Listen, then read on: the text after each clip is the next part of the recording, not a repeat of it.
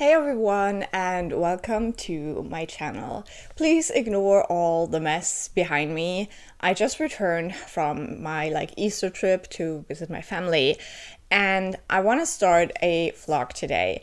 And I do have quite a lot of anticipated books this year, and for the next couple of days I want to read the first one of those.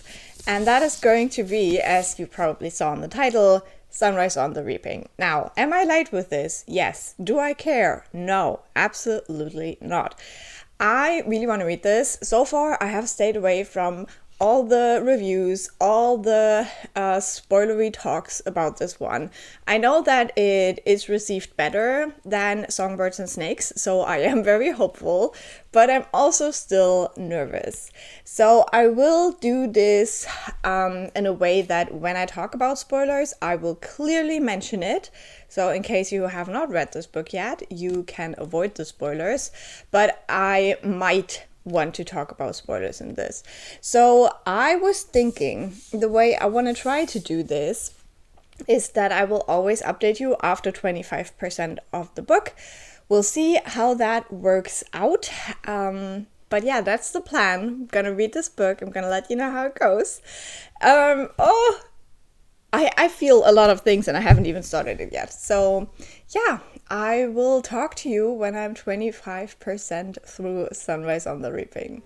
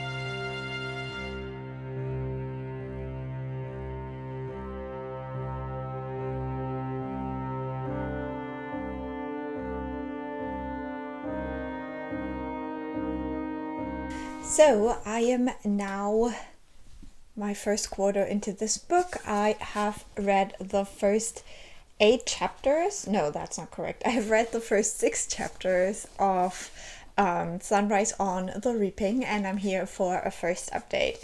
Now, if for some reason you have been living under a rock and you don't know, this is Haymitch's story from the Hunger Games series. So in this one, we are following the 50th Hunger Games, which is a quarterquell. And in this one, there is actually the double amount of tributes sent to the arena. And we are following Haymitch as our main character in first person. So it feels very similar to the original Hunger Games books. And so far, I would also say it very much follows the first Hunger Games book in the style that we're told the story. So we're basically waking up with Haymitch on the day of the reaping, and then we follow him through everything that happens. Now, at the point where I'm at right now, they have arrived at the capital, and there has also been the first casualty, even though they're not in the games already. So it feels very reminiscent of the Hunger Games first book.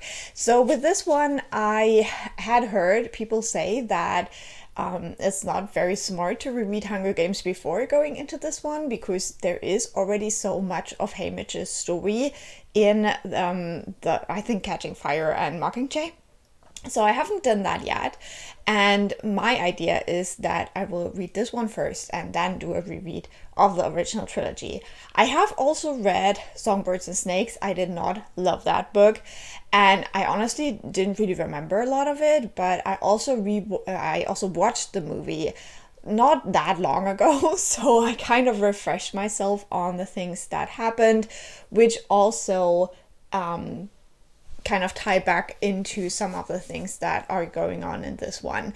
So this is definitely wrapped up in this whole world, and I wouldn't necessarily recommend this as a standalone if you haven't read any of the Hunger Games books or haven't seen any of the movies. I do like Haymitch as a main character. I think he also feels a lot like Katniss. They have like a very similar background, and he and Katniss's family even have some like crossover in a way, because Katniss's father is like his best friend, I guess. So we do have a lot of characters in here that are either like parents or grandparents of characters we've already met in the series, but then as we move along to the capital, we also meet characters that we know from, for example, Catching Fire. So this does feel a little bit like fan servicey. And one thing that always irks me a little bit is that District 12 feels so very small, because all of these characters know each other all the time. I don't know, like that doesn't really compute in my mind how, you know, District 12 seems to be like one city basically. I don't know if that just bugs me, but it's always something I felt weird about. And on the other hand, I think it makes sense because we know from Catching Fire that Haymitch has met a lot of these people and has known them for a long time. So it does make sense that they show up in his book in a way. So while this does remind me of Katniss's story, obviously, Katniss had Haymitch as a mentor, which is something that Haymitch is lacking. There isn't really anyone as a mentor that could do the same things for him that he did for Katniss eventually. So I think that is like the thing, you know, and we know that a lot is going to go wrong with this book. And it has already made me feel quite emotional a couple of times.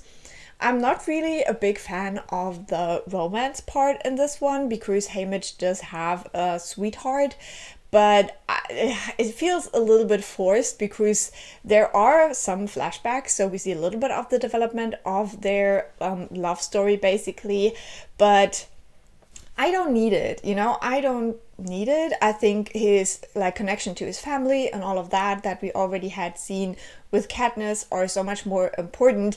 And this kind of feels like if Katniss would have moped over Gale all the time, which, yeah, I don't know. I don't really need that part of the story for now. Maybe it will have some like meaning, I don't know. Now for the name Lenore Dove, it's like a very unfortunate name because both of those are like very famous brands in Germany. Lenore is like laundry detergent, whatever, and a Dove is like a skincare brand. So when I see her in my mind, she smells really nice and has flawless skin. So yeah, I don't know. But I am enjoying this one so far. I think we already had some emotional moments also where I had to put the book down for a second and take a breath. So that's really intriguing, and I'm definitely like ready to read more of this. I don't think I will go into like real spoilers right now. I think I will try to remember and do it in a later clip because I don't want this video to be like super like chopped up. So yeah, let's hope I remember the things and then we can discuss maybe when I'm halfway through. So we only have like 2 spoiler parts maybe, and this one stays somewhat spoiler free, even though I've already said things, and if you have read the previous books you already know things. So far going well, and I'll update you when I'm halfway through the book.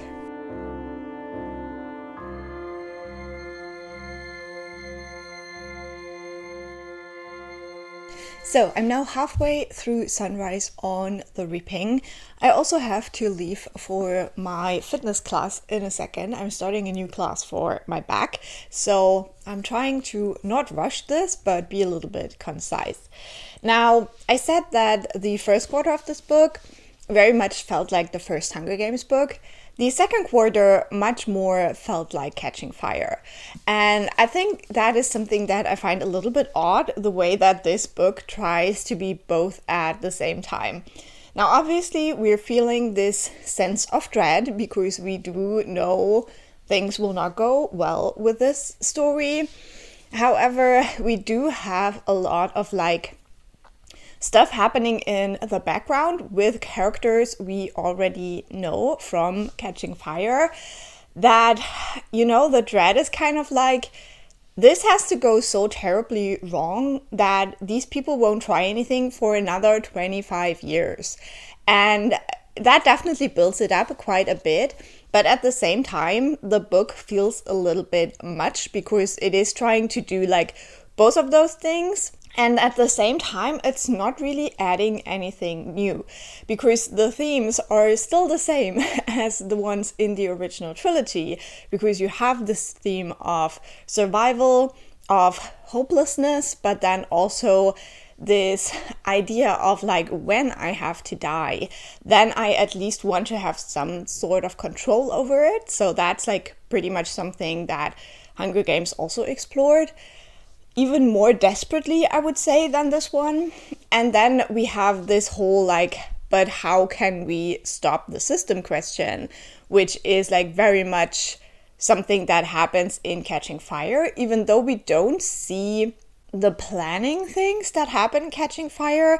I feel like we do get a little bit more in this one. But still, it just doesn't feel like it's doing something completely new.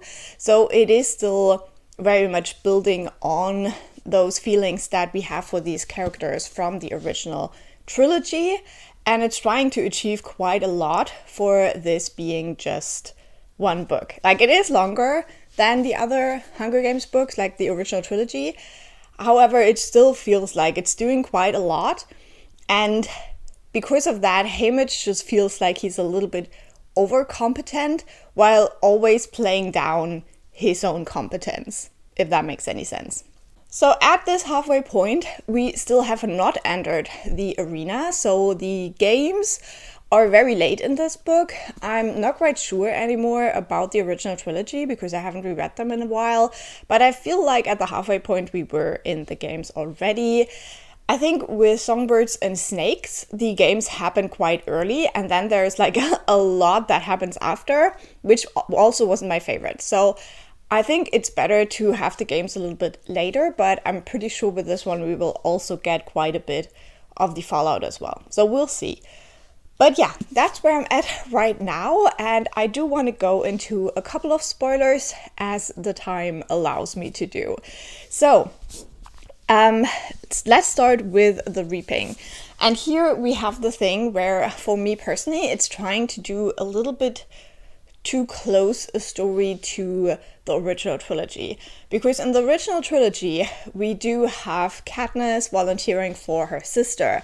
She's not drawn as a tribute.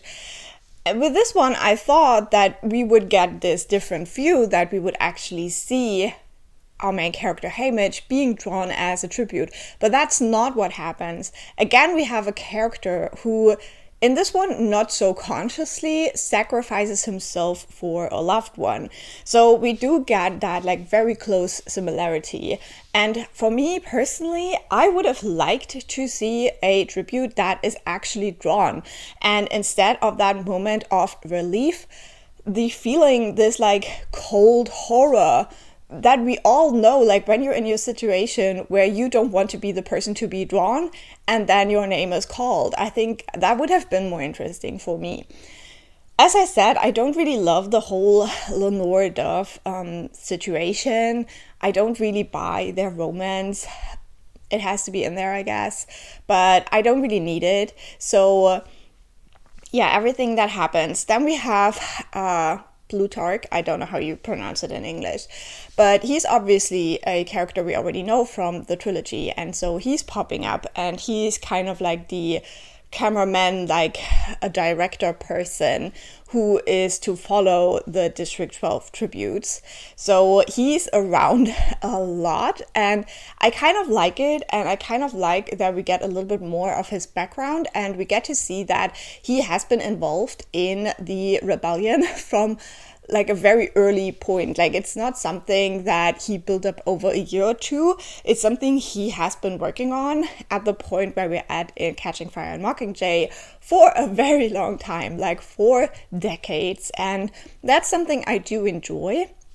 However, yeah, I don't really get a good read on him still, because we don't really know yet about his motivations, like why he's doing it.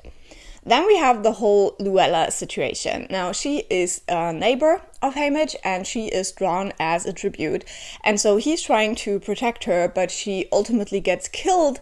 And then we have this like, what the fuck moment when she's actually replaced with a body double, so nobody will realize that she actually died before the games. And that was kind of a twisty thing to do. I think it's really funny the way that she connects with this snake. But obviously it shows again the like cruelty of the capital, and that a human life really isn't important to them at all. And so it's like very, very terrifying even before we get into the games. We do have quite a few other characters pop up as well. We do have Virus as a mentor, which so far I don't feel like she really did anything, but I still love her. I loved her in the original trilogy, so these feelings kind of transfer. We do have Max as a mentor, which again, I like the way she's portrayed, but it's like very surface level so far. We do get Effie, which I did not expect. Like, that one was quite the surprise that she turned out to be the sister and she brings the clothes and stuff. And she's already so clueless, and we all love Effie in a way. And to know where she will go from this moment where like everything is in her control and she's like on the upwards trajectory of her life, kind of sad. Especially when she talks about like the terrible aunt who did apparently something that ruined the whole family. We do get BT and his son, which I think is a very sad like storyline. And again, we see how this rebellion is already starting to be built up, how the players are already in place and they're kind of like already trying to achieve things. Now, what we don't know yet is how much BT and Plutarch are actually working together yet, or whether they are still like kind of in their separate bubbles. I don't think that we know a lot about that yet. One character I really love is Maisie. I'm pretty sure I'm not the only one. I think she is fabulous, and I'm already so scared of losing her, to be honest. I think the way that she is like talking back, the way she slaps that Drusilla person, she is really like my kind of character, which is a girl that takes no shit. I really, really love her. And yeah, this will break me. This will definitely break me. I think Wyatt is interesting. I think the whole like odds thing is a nice touch, but as a character, I'm not really getting a lot from him, to be fair. One thing that made me really laugh out loud last night was when it is revealed that the Drusilla woman is actually married to the incompetent like clothing designer. That was so capital. It was so weird. But yeah, so at the point where I'm at right now, Haymitch just got the call from Lenore Duff. So that's where I'm at. That's where I will continue. But yeah, so far, as I said, I feel like this is like a little bit of a rinse and repeat of the original trilogy, but I think the second half will be probably a lot heartbreaking, and I think it's going to be interesting to see kind of the similar way of the original trilogy, but it not working out and it not going as planned, and it will probably be like heart-wrenching to see things go to shit. So not prepared for that, but I am going to continue reading, and I'll talk to you again when I'm 75% through.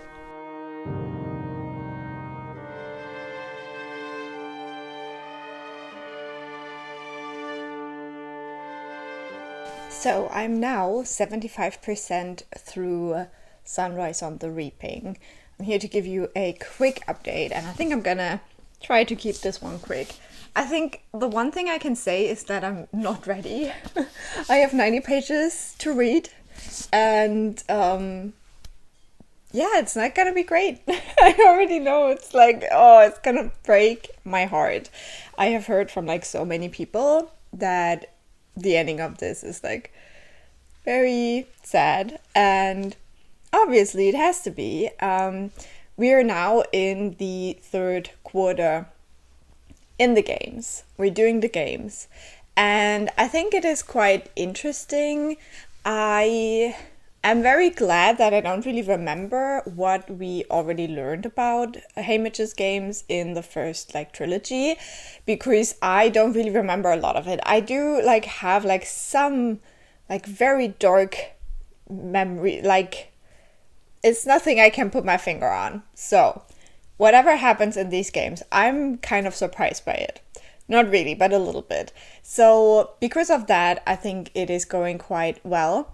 I still have that feeling that I mentioned in the last update, that this book is kind of trying to do Hunger Games and Catching Fire at once.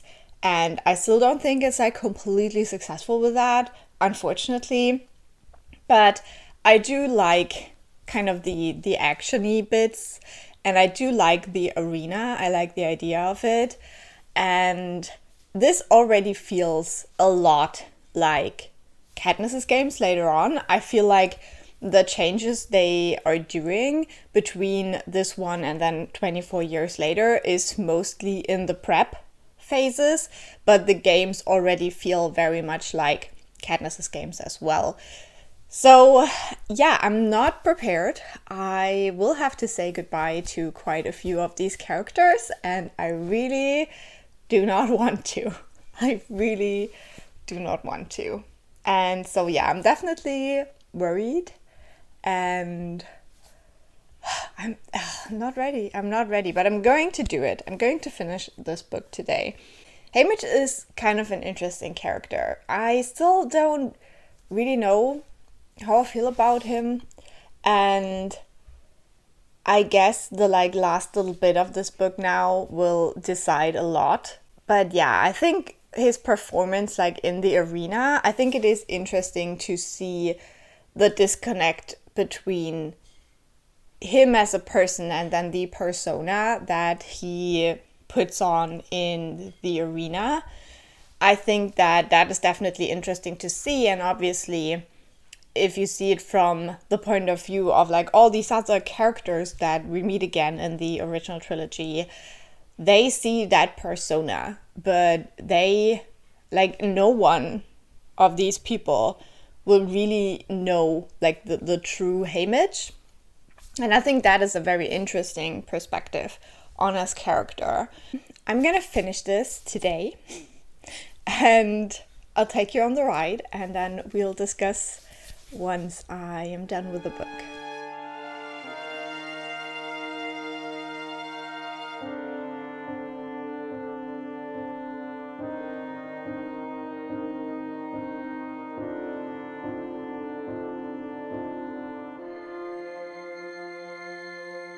So it's time. I have finished Sunrise on the Reaping, and we're here to talk about it. Ooh, okay. What can I say about this book? First of all, I did not cry. And I'm sad about that. I'm actually really sad about that. So I really expected the ending of this book to break me. So many people talked about how it was so sad and all of that. So I was like, yeah, this is going to do it. This is going to break me. This is going to be so sad. And I think going in thinking that kind of ruined it a little bit for me. But then I also think it's not written in a way that really gets to me. Now, let me just say, if you have not watched my channel for a long time or anything, a couple of weeks ago I just finished reading the 20-Man trilogy by Robin Hobb, and I sobbed my heart out for that final book. So I think yeah, there's just a specific way that things have to be written for me to really cry. And two people who know how to do that, Robin Hobb and Fonda Lee. So I think in this one I just never really cared about the characters enough. And then also, if you go in expecting that pretty much everyone will be dead at the end of a book, then I think it also just ruins a little bit of the effect of that. So yeah. Overall, this was an enjoyable read. I gave it 4 stars. I definitely liked this one better than the Ballad of Songbirds and Snakes. I would still say read it if you haven't yet, because there are a lot of references in this one too. Ballad and also obviously to the original trilogy. But I think if you haven't read Ballad, a lot of things in here won't make a lot of sense, especially when it comes to President Snow. And yeah, it was interesting to have these like connections to draw the lines. Basically, I didn't remember a lot of Ballad, but I think it is done in a way that if you have read it, it will bring things back. Then also I watched the movie not that long ago, so that definitely helped me as well to kind of remember the things that were referenced in here. I think apart from that, it's really hard to talk about this last quarter without spoilers. I think I was a little bit surprised that the whole aftermath of the games was such a short part. Like, I thought the whole like last quarter would basically be like after the games, but that didn't happen. It's actually done in very few short chapters, and that's probably also why it didn't hit me in the feelings so much, because it was kind of rushed and we kind of know where the ending goes. And so yeah, rushing through it, not really having like a super firm grip on these characters with this book, I think all of that came together and made me not care as much as I thought I would. So let me maybe just say that for the ending of this video, because I really don't want to spoil anything if you haven't read this one yet. I think some things are obvious if you've read the original trilogy, but yeah, apart from those things, I definitely don't want to ruin your experience if you haven't read the book yet. Definitely recommend this one if you just want to learn more about Panem, about how it works, about the society, about the games. I think it definitely gives a lot of like background information. However, it's just that. Like, there's not more to it, and I wanted there to be a little bit more to it. I do plan on doing a reread of the original trilogy this year, and if I do, I will vlog it. However, I'm not making any promises because I do have a lot of reading goals this year, and I think I'm overdoing it because I'm like, yeah, I'm gonna have the whole summer off. I'm gonna read so much. So let's see how much reading will actually happen before I promise you fancy rereads. So for everyone who hasn't read this book yet, I definitely want to thank you for watching. Let me know in the comments if you want to pick this book up or whether you think it is unnecessary. I would love to hear what you think. And yeah, just have a nice day. Leave a like. I always appreciate it. And for everyone else, I'm going to go into a couple of spoilers now at the end so we can discuss a little bit more, because I know a lot of people have read this immediately when it came out. I was one of those people because in Germany shipping is not that fast. But yeah, I'm glad I got to read it now. So yeah, I was really scared of Maisie's death. I really thought that it would like really hurt me because she was definitely my favorite character from the ones we got new in this book, because we don't really know a lot about her from like the original trilogy or anything like that. We know she existed. We know that she was one of the like wealthier girls from District 12, but I think the way that she was portrayed in this was absolutely fantastic, and the way she rebelled against the games and the way she tried to be true to herself until the end was like really beautiful.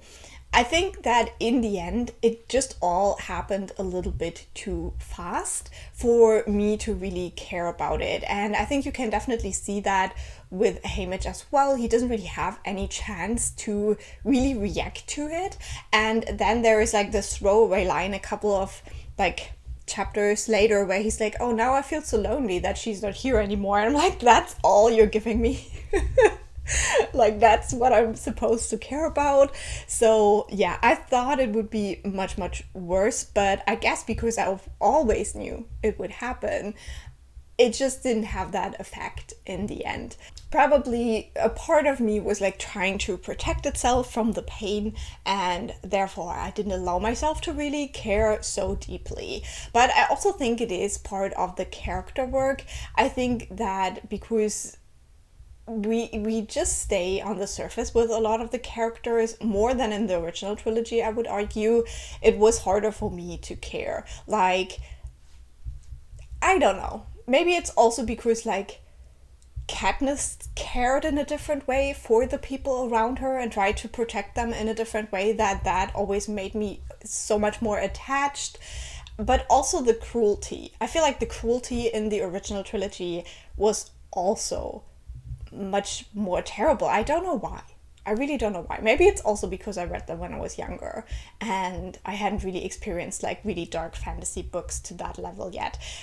I don't know what it is, but I just thought I would care more about the things in the arena. Now, when we get to the things after the arena, again, I was a bit worried about like how dramatic and sad it's going to be. But again, we already know what has to happen. And I think that the whole like family thing, it didn't really work for me, the way that their house just burns down and they're kind of trapped inside. I don't know why, but it did not connect with me. I was like, yeah, okay, I guess that house burning down now. And I can't really put my finger on why I didn't care. And I was a little bit shocked at myself as well. Maybe it's also because I read the last chapters yesterday on the balcony in the sunshine, having the best time of my life. So maybe if I would have had like my ambience music on and sat in the dark in my living room at night, maybe then I would have cared more as well.